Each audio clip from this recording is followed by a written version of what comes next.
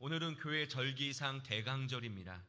대강절이란 약 2000년 전 약속대로 이 땅에 오신 예수님의 성탄을 기억하며 그리고 다시 오시겠다고 약속하신, 그래서 하늘로 승천하신 그 예수님을 기다리는 절기가 바로 대강절입니다. 그러므로 이 대강절을 맞이하는 그리스도인들에게 있어서 두 가지 자세가 필요합니다. 첫 번째로는 주님의 재림을 기억해야 하는 것이죠. 때와 시기를 알려주시지 않고 오직 이렇게 말씀하지 않았습니까? 내가 도적과 같이 불현듯 갑자기 오겠다라고 약속하셨으니 우리는 늘 주님의 재림을 기억하는 삶을 살아야 하는 것이죠. 언제 오겠다. 예를 들면 2050년 12월 22일에 오겠다라고 하면 그날을 그냥 시컷 놀다가 그날 조금 되면은 그때부터 열심히 예수님 믿으면 될 텐데, 언제 오실지 그 시기를 우리에게 알려주시지 않고 다만 도적과 같이 오시겠다라고 약속해 주셨으니 우리가 언제 오실지 모르기 때문에 매일매일 준비하는 삶을 살아가야 한다는 것이죠. 그래서 두 번째로는 재림하신 주님을 맞이할 때에 칭찬받는 청지기가 되도록 살아가야 한다는 것이죠. 우리가 달란트의 비유에 보면 어떻습니까? 주님께서는 우리에게 달란트를 맡기시고 다시 오셔서 그 맡긴 달란트를 어떻게 사용하셨는지 결산하시는 주님으로 우리에게 분명하게 말씀해 주십니다. 그때에 착하고 충성된 종으로서 인정받기 위해 우리는 받은 달란트를 잘 활용하여서 열심히 하나님의 나라를 위해 사역해야 한다는 것이죠. 그것이 바로 우리가 이 대강절을 맞이하면서 우리의 마음 가운데 새겨야 할 우리의 삶의 자세라고 할 수 있습니다. 이때 청지기가 흔들림 없이 하나님의 나라를 사역하기 위해서 필요한 것이 바로 무엇이냐? 비전이라는 것입니다. 여러분, 비전이란 무엇일까요? 제가 몇 달 전 비전에 대해서 설교한 적이 있는데 혹시 기억하십니까? 비전. 네, 감사합니다. 똑같은 레파토리로 또 할 수 있도록 허락해 주셔서 감사합니다. 비전이란 무엇일까? 국어 사전에 찾아보니까 내다보이는 장래의 상황이다라고 기록하고 있고, 또 영어 비전은 무슨 뜻일까 보니까 전망이라는 뜻을 가지고 있습니다. 그렇다면 성경에서는 비전을 어떤 의미로 사용하고 있을까? 성경에서 비전, 환상으로 번역된 단어는요, 히브리어 하존이라는 단어를 사용하고 있습니다. 이 단어는 특별히 예언서에 많이 기록되어 있습니다. 우리가 잘 알고 있는 이사야, 예레미야, 에스겔, 그리고 뒤로 다니엘부터 시작되는 12 소선지서에 많이 기록된 단어가 바로 이 하존이라는 단어인데, 이 하존이라는 단어가 어떤 뜻이냐? 눈에 보이는 모종의 사건이나 광경을 의미합니다. 특별히 다를 의미가 없죠. 그런데 이는 객관적으로 많은 사람들이 함께 보는 것이 아니라 하나님이 보여주신 사건이나 광경을 보는 것입니다. 그러니까 우리가 많은 사람들이 같은 환경을 보는 것이 아니라 하나님의 사람만이 볼 수 있는 것이 바로 비전인 것이죠. 다시 말해 어떠한 사회적인 현상을 바라보면서 하나님의 선지자만이 본 미래의 일이나 사건 등을 비전이라고 할 수 있습니다. 그러므로 비전은요, 하나님의 사람만이 볼 수 있는 것이며 앞으로 일어날 하나님의 일들을 보는 것입니다. 그리고 그 비전의 사람은 그 본 일을 마음에 품고 그 일이 일어날 것을 기대하며 준비하며 이루어가는 삶을 살아가는 것이 바로 비전의 사람인 것이죠. 저는 우리 성도님들 모두가 오늘 설교 제목처럼 모두의 행복을 꿈꾸는 사람들, 그 비전의 사람들이 되시기를 주님의 이름으로 축복합니다. 이 세상은 모두 다 자기의 행복만을 위해 살아가고 있지만 우리 교회 성도님들은 모두의 행복을 위해 꿈꾸며 정진해 나가는 우리 교회가 되기를 주님의 이름으로 축복합니다. 누군가를 행복하게 하는 일은요, 여러 가지 전위격적으로 도움을 주어야 합니다. 쉽게 말하면 영적인 부분에서 깨달음을 주는 것도 중요하지만 동시에 육체적인 필요도 채워 주어야 한다는 것이죠. 왜 그럴까? 그 예를 들어보면 잠언 30장 8절에서 9절에 이런 말씀이 있습니다. 우리 함께 이 말씀 읽겠습니다. 시작. 곧 헛된 것과 거짓말을 내게서 멀리 하옵시며 나를 가난하게도 마시고 부하게도 마옵시고 오직 필요한 양식으로 나를 먹이시옵소서. 혹 내가 배불러서 하나님을 모른다 여호와가 누구냐 할까 하오며 혹 내가 가난하여 도둑질하고 내 하나님의 이름을 욕되게 할까 두려워함이니이다. 아멘. 오늘 여기 잠언에 보면 두 가지 사항이 있죠. 배불러서 내가 하나님을 모른다, 하나님을 누굴까 할까 하오며, 또 내가 가난하여 도둑질하고 내 하나님의 이름을 욕되게 할까 두렵다라고 얘기하고 있습니다. 이처럼 배고픔은요, 때때로 하나님의 이름을 욕되게 하는 일로 발생할 수 있기 때문에 배고픔은 그 어떠한 필요보다 가장 중요하게 해결해야 할 필요라는 것이죠. 1890년대 우리나라의 선교사님들이 들어오면서 가장 먼저 했던 일도요, 교회를 세우는 것이 아니었습니다. 다음 세대들을 가르칠 학교, 그리고 병든 사람들을 고칠 병원, 그리고 가난하고 어려운 사람들을 위한 그런 고아원과 국률 사회역들을 먼저 하여 사람들의 교육과 질병, 가난 등을 먼저 돌보아주는 것이 바로 선교사님들의 일이었습니다. 우리가 생각할 때 선교사님들이 우리나라에 와서 가장 먼저 한 것이 교회를 세우고 복음을 전한 것이라고 생각하지만 아니에요. 선교사님들이 이곳에 와서 가장 먼저 했던 것은 학교를 세우고 병원을 세우고 고아원을 세우고 국률 사역을 하여 가난한 사람들을 도와주는 것이 바로 가장 먼저 했던 사역이었습니다. 하나님의 백성인 이스라엘 백성들도 마찬가지 아닙니까? 하나님께서 그들을 애굽 땅에서 건져낸 후에 그리고 곧바로 하나님과의 언약을 맺고 그들을 하나님의 백성으로 삼은 것이 아니라 하나님이 먼저 하신 일이 무엇이냐면 그 메마른 광야에서 어떻게 하십니까? 그들에게 만나와 메추라기를 주셔서 그들의 배고픔을 해결해 주시고, 그리고 그들이 목마르다고 할 때에 반석에서 물을 내심으로 말미암아 그들에게 해갈할 수 있도록 이끌어 주신 것이 바로 하나님의 일이셨다라는 것입니다. 그렇기에 사람들을 행복하게 하기 위해서는 영혼을 구원하는 일과 더불어 먹고 사는 일을 함께 도와주어야 하는 것이 바로 진정 사람들을 행복하게 하는 거예요. 그동안에 교회는 영혼을 구원하는 일에 최선을 다해야 한다라고 이야기하지만 물론 맞습니다. 그 일에 우리가 최선을 다해야 됩니다. 그러나 교회가 또 함께 더불어 해야 되는 일이 무엇이냐면 가난하고 어려운 사람들을 도와주는 이 실제적인 일을 함께 해야 한다라는 것이죠. 오늘 본문은 예수님께서 12제자를 파송하신 사건과 오병이어 사건을 함께 기록하고 있습니다. 여러분, 오병이어 사건 우리가 너무나도 잘 알고 있죠. 그리고 유일무이하게 사복음서에서 모두 기록된 사건이 바로 유일하게 오병이어 사건입니다. 그런데 이 사복음서가 위인 전기와 같이 시간의 흐름에 따라 쓴 책이 아닙니다. 그러니까 태어날 때부터 쭉 그 시간별로 쓴 책이 아니라 예수님이 어떠한 분이시고 그리고 어떠한 사역을 하셨는지 기록한 책이기 때문에 저자에 따라 그 기록한 관점들이 다 다른 거예요.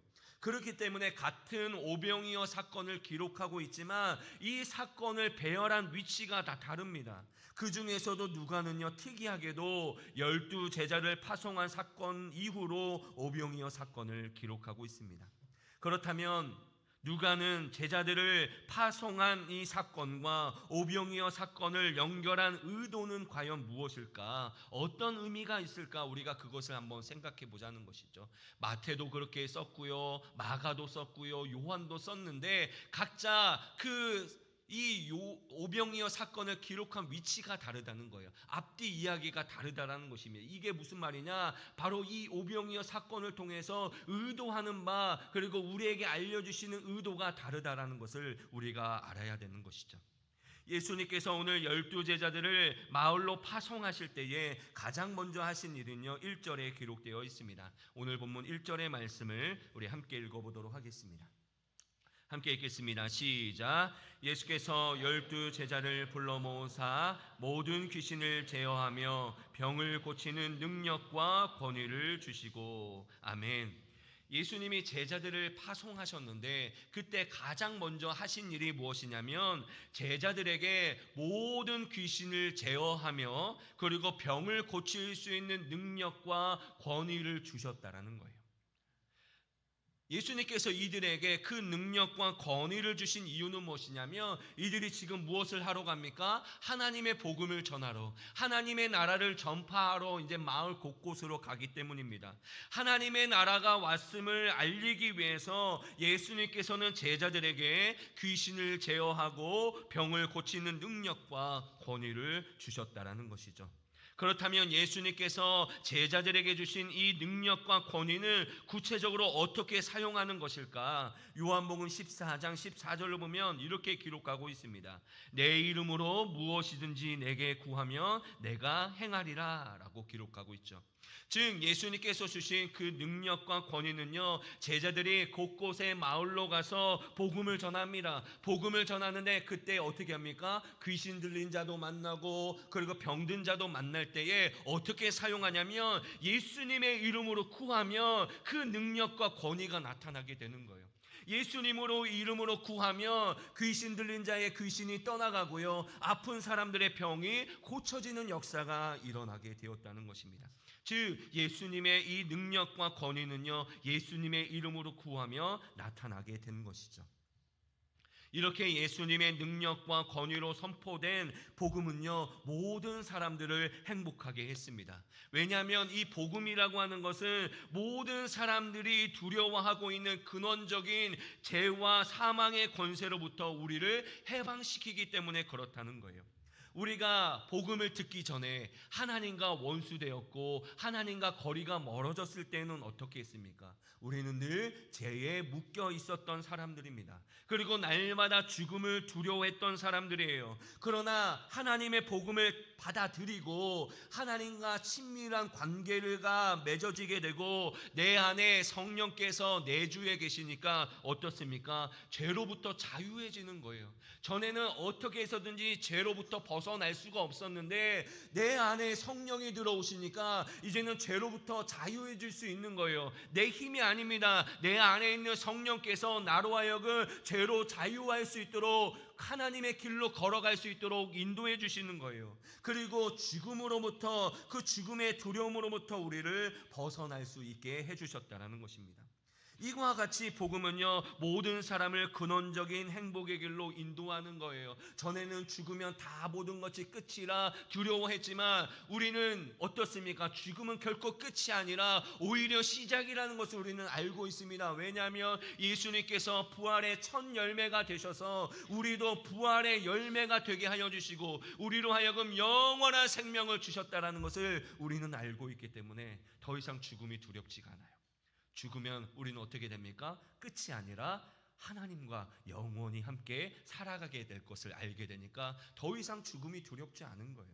그래서 1세기에 그 로마의 그 수많은 핍박 앞에서도 많은 사람들이, 많은 성도들이 어떻게 했습니까? 불로 화형을 당하고 짐승에게 찢김을 당하여서도 당당하게 그 죽음 앞에 설 수 있었던 것은 이들은 바로 이 부활의 생명이신 주님을 알고 있었기 때문에, 이 모든 죽음이 끝이 아니라 영원한 생명이 있었다는 것을 알고 있었기 때문에 이들은 당당하게 예수님을 믿으며 살아가게 되었던 것이죠. 복음은요, 바로 우리를 그렇게 행복하게 만드는 거예요. 그러나 복음은요, 이런 근원적인 문제만 해결하는 것이 아니라 하나님과 원수되어서 어긋났던 우리 삶의 전인격적인 부분들을 해결되게 하는 거예요. 그래서 오늘 제자들이 마을 곳곳마다 돌아다니면서 어떤 일이 일어납니까? 귀신들이 떠나가고 그리고 병든 자들이 고침을 받게 되는 일들이 일어나게 되는 거예요. 예수님의 능력과 권위로 말미암아 복음을 전했더니 병에서 벗어났게 되었다라는 것입니다. 여러분, 우리의 육신의 질병 또한 하나님과의 관계가 어긋남으로부터 생긴 것이기 때문에 하나님과의 관계 회복으로 인해 질병도 치료받을 수 있게 되는 것이죠. 예를 들면 마가복음 2장에 보면 중풍병자의 이야기가 있습니다. 잘 알고 계시죠? 예수님께서 그 중풍병자를 보시고 뭐라고 말씀하십니까? 내 침상을 가지고 일어나라, 이렇게 말씀하지 않으셨어요. 가장 먼저 무엇을 얘기했냐면 내 죄가 사함을 받았느니라 라고 말씀하셨어요. 그리고 나서 내 침상을 가지고 걸어가라 라고 말씀하신 거죠. 즉 죄의 문제를 해결하신 후에 병을 고쳐주셨다라는 것입니다. 다시 말해 복음은요, 영혼을 구원하는 일뿐만 아니라 육체의 필요까지도 채워 주셨다라는 것입니다. 이렇게 제자들을 파송한 예수님은요, 그들이 가기 전에 매우 중요한 말씀을 합니다. 오늘 본문 3절에서 4절의 말씀입니다. 우리 함께 읽겠습니다. 시작. 이르시되 여행을 위하여 아무것도 가지지 말라. 지팡이나 배낭이나 양식이나 돈이나 두 벌 옷을 가지지 말며 어느 집에 들어가든지 거기서 머물다가 거기서 떠나라. 아멘. 예수님은 복음을 전하러 가는 제자들에게 뭘 얘기하고 있습니까? 아무것도 가지고 가지 말래요. 옷도 가지고 가지 말고, 돈도 가지고 가지 말고, 먹을 것도 가지고 가지 말고, 아무것도 가지지 말고 오직 너희가 어디를 가든지 그곳에서 해결하라 라고 말씀하고 있습니다. 어떻게 보면 이 말씀에 순종하는 것은요, 믿음이 있어야 하는 일입니다. 아무것도 가지지 않으면 어떻게 합니까? 굶거나 노숙할 수도 있고 너무 배고파서 사실 아사할 수도 있는 일 아닙니까? 그러나 제자들은요, 예수님께서 주신 그 능력과 권위를 믿고 순종하였고 아무것도 가지지 않는 채 마을 곳곳을 돌아다니면서 하나님의 나라를 전했다는 거예요. 그런데 이때 분명한 것은 무엇이냐? 제자들이 복음을 통해 사람들의 영적인 부분과 병들을 치료해 주었던 것처럼 자기들도 자기들에게 필요한 것들을 준비하거나 가지고 가지 않았어도 결코 줄이거나 잘 곳이 없어 헤매이지 않았다라는 거예요. 그들이 수많은 마을에 가서 하나님의 복음을 전하면서 사람들의 영적인 부분, 육체적인 부분을 치료하고 가르치고 하면서 그들을 해방시켜 주었던 것처럼 자기들 또한 아무것도 가진 것이 없는데 근데 어디서나 융숭하게 대접받고 아주 좋은 집에서 살면서 그렇게 복음을 전하게 되었다는 것이죠. 그러고 나서 10절을 보면 제자들이 자기에게 행한 일을 예수님께 아뢰고 기뻐하면서 예수님과 함께 벳세다에 갑니다. 그리고 예수님은 그곳에서 여전히 따르는 무리들이 있기 때문에 빈들에서 하나님의 일들을 가르쳐 주셨습니다. 그런데 점점 이제 날이 저물어 가고 배가 고픈 시간이 되었죠. 이에 제자들은 어떻게 얘기합니까? 무리들을 마을로 보내서 잠잘 곳과 배고픔을 해결하게 하자라고 예수님께 건의합니다. 예수님, 우리가 이 사람들 다 책임질 수 없습니다. 그러니 마을로 다 보내서 그들로 하여금 잠잘 곳과 먹을 것을 해결하게 합시다 라고 얘기합니다. 그러자 예수님은요, 제자들에게 이렇게 말씀하십니다. 너희가 먹을 것을 주라. 오늘 너희가 먹을 것을 주라는 거예요. 이 말은 예수님께서 제자들이 어떻게 하실지를 시험코자 하신 것이죠. 그러나 제자들은 예수님께 어떻게 얘기합니까? 예수님, 우리에게는 떡 5개와 물고기 2마리밖에 없습니다. 이 사람들을 다 먹이려면 엄청나게 많은 음식이 필요합니다 라고 대답합니다. 여러분, 예수님께서는 왜 제자들에게 너희가 먹을 것을 주라고 말씀하셨을까요? 예수님께서 그곳에 모인 사람들의 수가 얼마나 많은지 모르셨을까요? 아니면 제자들의 형편을 모르셔서 하시는 말씀이셨을까요? 아닙니다. 여러분, 예수님도 다 알고 있어요. 지금 이곳에 장정만 5,000명, 아이들 그리고 여자들까지 포함하면 무려 몇만 명이나 되는 사람들이 이곳에 모여 있는지 다 알고 계십니다. 그리고 제자들에게는 떡 5개와 물고기 2마리밖에 없는 것도 알고 계십니다. 그런데 예수님께서는 오늘 제자들에게 뭐라고 말씀하시냐면 너희가 먹을 것을 주라는 거예요. 왜 이런 명령을 하셨을까? 그 이유는요, 바로 예수님은 제자들이 복음을 전할 때에 예수님께서 주신 능력과 권위로 이미 그 배고픔에서 벗어났던 경험들을 생각하여 믿음으로 나오기를 원하고 계시는 거예요. 다시 말해 오늘 예수님은요, 제자들이 예수님으로부터 파송을 받아 복음을 전할 때에 손에 아무것도 없지 않았습니까? 아무것도 가지지 않고 가지 않았습니까? 그런데 그들이 전혀 배고프지 않았고 전혀 아무런 이상 없이 복음을 전했던 일들을 기억하면서 전적으로 예수님을 믿고 이 일을 행할 것을 믿으면서 명하셨던 것이죠. 그러나 제자들은 그러한 경험을 잊어버렸고 이 일을 주님께서 하실 수 있음을 믿지 못했습니다. 그러나 예수님은 모든 사람들을 떼지어 앉게 한 다음 이 떡 5개와 물고기 2마리를 가지고 하늘을 우러러 축사하시고 제자들에게 주어 무리에게 나누어 주라고 명령하십니다. 제자들이 어떻게 했습니까? 뭐 이런 일을 시키나? 어떻게 저서 많은 사람들을 먹이나? 라고 생각했을 거예요. 그러면서도 순종하는 마음으로 이 사람 저 사람에게 떡도 떼어주고 물고기를 주면서 어떻게 합니까? 모두가 먹고 다 배불렀으며 남은 조각이 거두었더니 몇 바구니가 되었습니까? 12바구니가 되었다는 거예요. 여러분, 이것이 무엇을 얘기합니까? 모든 것이 풍성하게 채워졌던 것이고 그곳에 있던 모든 사람들이 행복했다라는 의미입니다.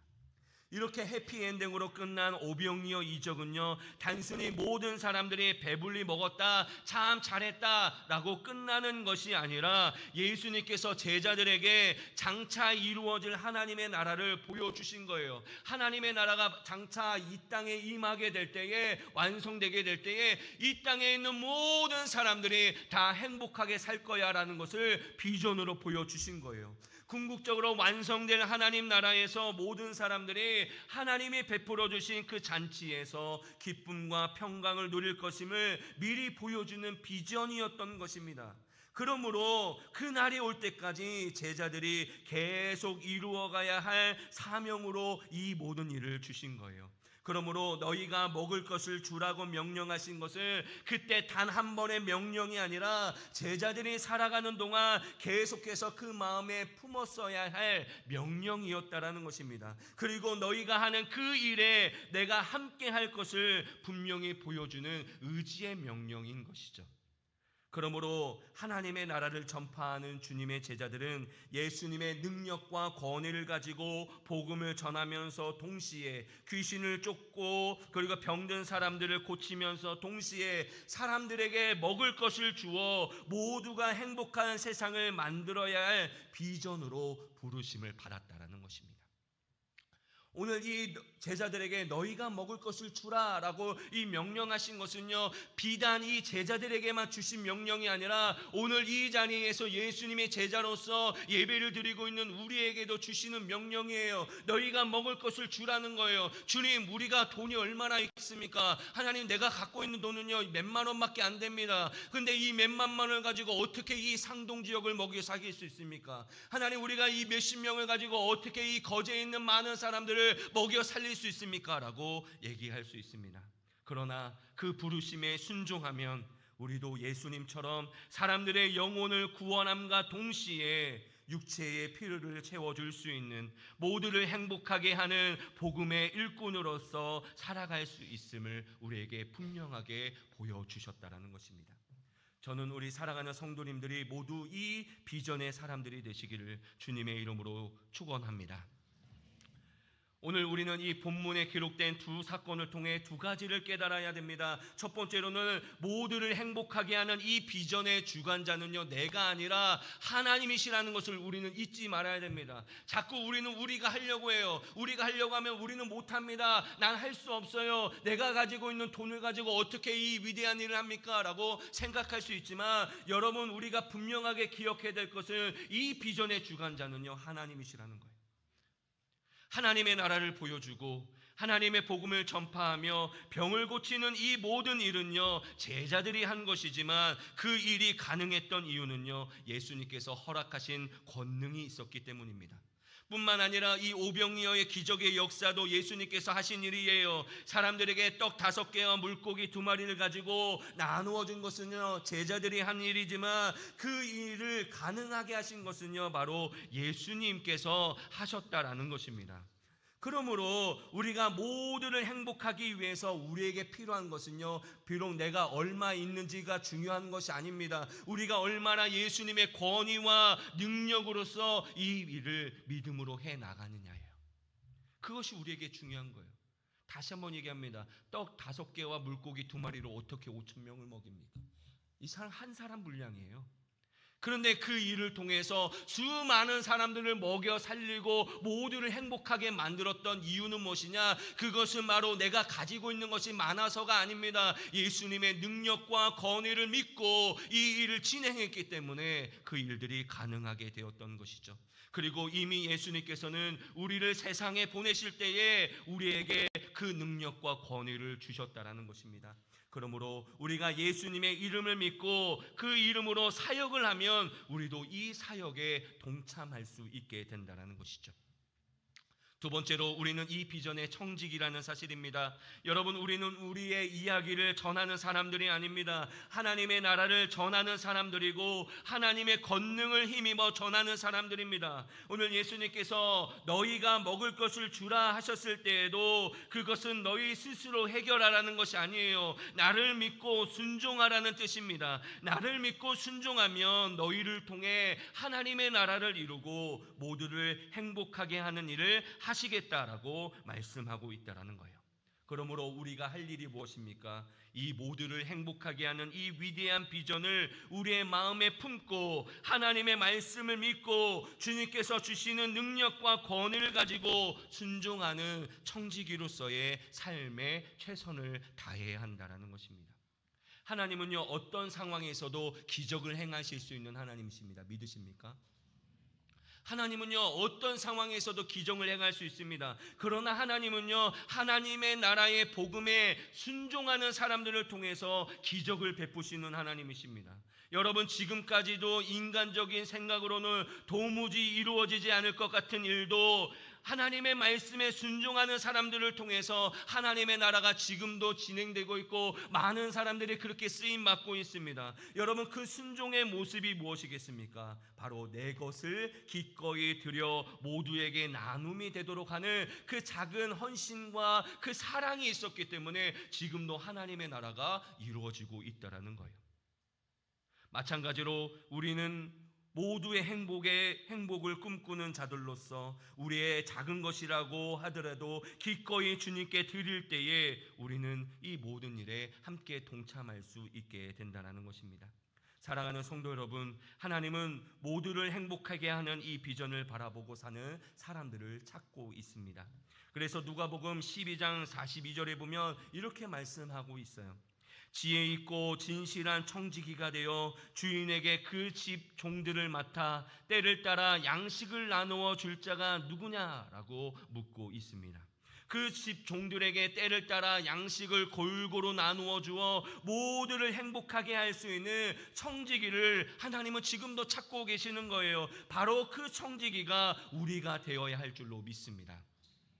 우리는 모두를 행복하게 하는 일로 부르심을 받았습니다. 이 일은요, 하나님께서 주관하십니다. 이 비전을 이루기 위해 권위와 능력을 우리에게 주셨고 우리가 드린 적은 것으로 우리를 충분히 모두를 행복하게 하실 수 있는 분이 바로 하나님이신 것이죠. 그러니 청지기인 우리는 이 비전을 주신 하나님을 믿고 전적으로 순종해야 합니다. 너희가 먹을 것을 주라고 하실 때에 주님을 의지하면서 나아가야 합니다. 그래서 요한복음 14장 12절에 보면 이런 말씀이 있습니다. 내가 진실로 진실로 너희에게 이르노니 나를 믿는 자는 내가 하는 일을 그도 할 것이요 또한 그보다 큰 일도 하리니 이는 내가 아버지께로 감이라. 아멘. 예수님께서 뭐라고 말씀하셨습니까? 나보다 더 큰 일도 하겠다라고 말씀하신 거예요. 바로 우리를 통해서 그 일을 하시겠다라고 말씀하고 있는 것입니다. 사랑하는 성도 여러분, 오늘은 이웃사랑 헌신 주일입니다. 모두의 행복을 위해 우리가 첫 걸음을 시작하는 날입니다. 우리의 작은 헌신을 통해 큰 일을 이루실 것을 확신하면서 우리 이웃사랑에 함께 헌신할 수 있는 우리 사랑하는 성도님들이 되시기를 주님의 이름으로 축복합니다. 내가 드리는 1만 원, 내가 드리는 2만 원이 어떤 힘이 될지 우리는 잘 알지 못하지만 이것을 통하여서 한 아이가 어떠한 변화를 받아 하나님 나라에 크게 쓰임받게 된다면 여러분, 이것은요 5천 명이 아니라 5만 명을 먹이고도 남을 만큼의 놀라운 기적의 역사가 나타나게 되는 것이죠. 그러니 우리는 우리가 드리는 작은 것이라 할지라도 주님께 기꺼이 드림으로 말미암아 우리가 이웃사랑을 우리가 실천하며 나아가는 우리 사랑하는 성도님들이 되시기를 주님의 이름으로 축복합니다.